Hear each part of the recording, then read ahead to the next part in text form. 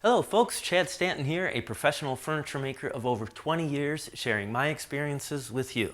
Now today's video is a little bit different from the other ones that I do. Typically I'll do a video that might show you a tip in your shop, I build projects for my customers, or I do some geometry math to help you solve some complicated problems in your shop. Now if you think you would enjoy seeing more of those topics, well, I would ask you to just kindly subscribe to my channel. But today's lesson, well, they're more like guidelines or rules that I want to share with you. Now these aren't my rules. The majority of these rules come from a man named Franklin Gottschall. Gottschall was a furniture maker, an author, and he even taught design at the university level. I think it's fair to say that this man knew a thing or two about designing furniture. Now Gottschall really loved his rules. In fact, in this book, Design for the Craftsman, it's only 150 pages long, but he has 94 rules in it that he feels should be applied. Now, I'll be honest with you, there's no way I'm going to remember 94 rules, let alone be able to apply them to my furniture. But there are 4 rules that I think are incredibly vital, and I'm going to share them with you today. And I'm even going to show you examples of my furniture to help make the point more clear. So Gottschall's first rule was if you're going to build something, it must serve a purpose. Now, that sounds pretty obvious, right? Like, I'm going to build a table, Chad, so something's probably going to go on it. Or I'm going to build a cabinet, Chad, something's probably going to go in it. But I think what he means is if you're going to build, say, that table, and it's going to go next to your bed, you want to make sure that it's not too tall or too short that you're knocking things over in the middle of the night. Likewise, if you're going to build a cabinet for your shop, it's a good idea to know first what you want to put in that cabinet so you know you build it and it fits. Several years ago, I used to be a contributing editor for the magazine American Woodworker. And they called me up and said, Chad, we think we want to do an article on a unique bookcase, so could you come up with something? So I did. I came up with one that fit in the corner and had a really nice, smooth, graceful curve to it. They loved it. Except there was some problems with it. Here's the bookcase from that article. Now, although they really liked how it looked because it goes into a corner and has a really nice, graceful front curve to it, as well as, I think, a super sexy looking curved drawer, we ran into a problem. See, it didn't really apply to Rule 1, which is to serve a purpose. As a bookshelf or bookcase, you're not going to get a whole lot of books on this unit. Because of that being in the corner, it really limits the number of books that could actually go on it. In fact, no, it's become a place for knick-knack, paddywhack, full of crap shelving unit. But that drawer, well, let's take a closer look at the drawer that I loved so much. As much as I love the look of this drawer, the curve lines up perfectly with the shelf and the bottom. But we know that the purpose of a drawer is to actually, well, store stuff. And when you open this, what could you possibly store in that? Absolutely nothing. So for the magazine article, well, it kind of didn't quite fit the bill to be a bookcase. But they liked the look of it so much and the skill involved in making it, we decided to go ahead with the article anyways. And as far as the name, well, we came up with a way around that. Gottschall's second rule for building something is it should have good construction.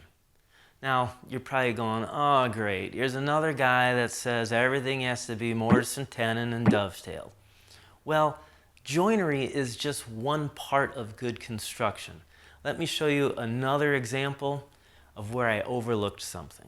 Here's a record player cabinet that I made not too long ago, and I thought I used good construction on it. I had the back rabbet into the side where that was glued, and then the sides were dadoed and glued to the shelf. When this thing was all done, it was as solid as a rock. But doesn't necessarily mean because I used good joinery that I had good construction. Let me turn this around to the back side and show you what happened. Within about a month after building the cabinet, it started to develop a small little check or crack on the backside.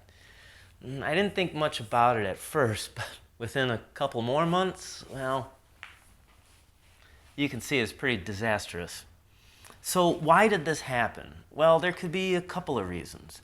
One, this was built out of rustic hickory, and so with any rustic wood, the grain on the boards, they're not going to be straight. Because of all the knots, you have that grain going all different kinds of direction, and that could result in different pieces wanting to warp, bow, or cup. The other thing is hickory, there's a lot of spring in the wood itself. So this could have been a tree that was growing on a hillside or in the woods and fighting to get sunlight. And when a tree grows on a curve, it can build up some internal tension in the wood. But that's me looking for excuses. The truth of the matter is, I didn't compensate for wood movement. That is where I failed. However, I built this cabinet again, and I did it differently. So let me explain how the second time around, I'm not taking any chances. On the second cabinet I built, I still made it look rustic, but instead of using hickory, I went with walnut. I think the walnut will have a little bit less of that natural spring tension in it. The major change, though, that I did was, instead of having the backboards running vertical, I had the backboards run horizontal. Still rabbited it into the side, and then I screwed the back to the side at the top, and then at the bottom, I just put in a couple of nails. So what that's going to do is when this wood wants to expand, it's going to go downward. That will keep my top edge still flush. And the nail, well, it'll hold back to the unit, but the nail will flex and bend, allowing that seasonal movement. Now, when it came to the sides, I did my sides a little bit different. So instead of using a shelf that got dadoed into the side and glued, what I wound up doing the second time around was I made a sliding dovetail. Now when this was put together then, I just apply a little bit of glue at the back side. And what that's going to do is not only does it keep the shelf from pulling out, unlike a dado, but now as we have seasonal changes, the side or the shelf can freely expand and contract to the front of the unit. Thereby, I took care of the movement as well as the strength. Gottschall's third rule was if you build something, it should look good. Now, again, that sounds oversimplified, right? Like, no one says, I'm going into my shop and I'm gonna make something ugly. Of course not. But looking good is more than just having a nice figured piece of wood or picking out the right stain color. There are little details that you can add to your work that will really enhance it and bring out its beauty. Let me show you a couple more examples. Here's an arts and crafts style cabinet that I made, and I really love the look of this for a variety of reasons. One is the little details, such as the frosted glass, the buttons that pierce through, and even how the style extends past it. And not to mention the white quarter sawn oak. That's just the beauty of it. But in arts and crafts style, everything is real square and rectangles, lots of straight lines. So to help soften that, I added in a few curves. 3 as a matter of fact. I have the curve up here on the crown molding. I have the curve on the middle support. And even down here at the very bottom, I have a small curve. These are little details to bring out the real beauty in your piece. So here's another project that was used in one of the magazines some years ago. And once again, looking at it is very square, clunky, bulky, but there are little subtle details we can do to soften it. Just like on the other project, I used a curve down there on the feet to lighten that look up. But then as you come to the top, I used a series of moldings to create some curves. I have a concave and 2 convex curves on it, and that definitely softens that squareness to this. And if you really wanted to get picky, well, on the raised panels of the door, that is a curved little arch raised to it. So again, subtle little details that can make your square pieces interesting with beauty from curves. Lastly, on it looking good, when you design something, consider the room that it's going in. I mean, it might look wonderful and great here in the shop, but then when you put it in the room, it might dominate it. A good piece of furniture should complement all the other pieces in that room. So the fourth rule, well, this isn't really Gottschall's rule. This is more like mine. And it's simply put that rule 3, looking good, should never come before rule 1 and 2, serving a purpose and good construction. Too many times we get a great idea or see something and we want to rush off and make it. And we tend to lean towards putting the looks of it before the purpose and the construction. I mean, think about it. What good is it if you have a desk that's uncomfortable to sit at? Or if you have a chair that you're not sure if it's going to hold you when you sit down on it? In my humble opinion, when you put the look of it before the purpose and the construction, in my mind, you're actually making a piece of art more than a piece of furniture. Let me share with you one simple example that I see all the time. And again, this is just my opinion, but I see it and I think many times people are putting the look before the purpose. I'm going to use this board just as an example. Now, we all know that live edge furniture right now is super popular, and when people make stuff, they want to see that bark.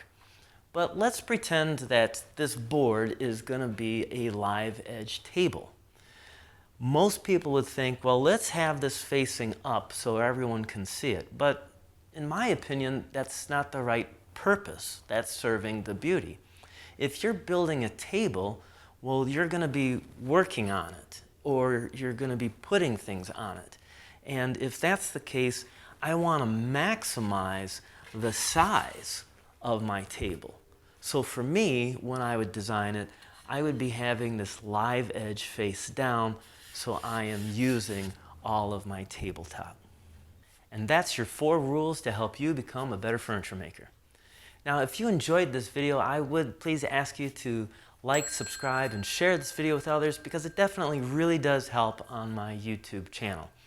And if you want more on the subject, well, I did write a short 15-page ebook titled 6 Rules for Better Furniture Design. Now, I cover those first 4 rules in more depth with more examples. And I also add 2 more rules that you can use that not only will help you build furniture, but help make you more efficient in your shop. So if you're interested, that link is down below in the description. Now, if you're still here with me, I'm going to share a couple more things with you. Over on Facebook, there's a group page called What Are You Doing? This is where you can show off what you're making in your shop, or just go there to get inspiration from other woodworkers like you. And if you didn't know about it already, I offer a free monthly newsletter. It has up to 6 different articles or videos in it from a variety of different contributors. Now, this newsletter is made free to you thanks to our great sponsors over there at Crystal Lac, KenCraft, and Frontword Web Hosting. And as always, if you have a question about something you're working on in your shop and you would like help, well, feel free to email me at woodshopandtime@gmail.com, because my whole goal is to make you a better woodworker. Thanks so much for watching, and until next time, well, keep on dancing.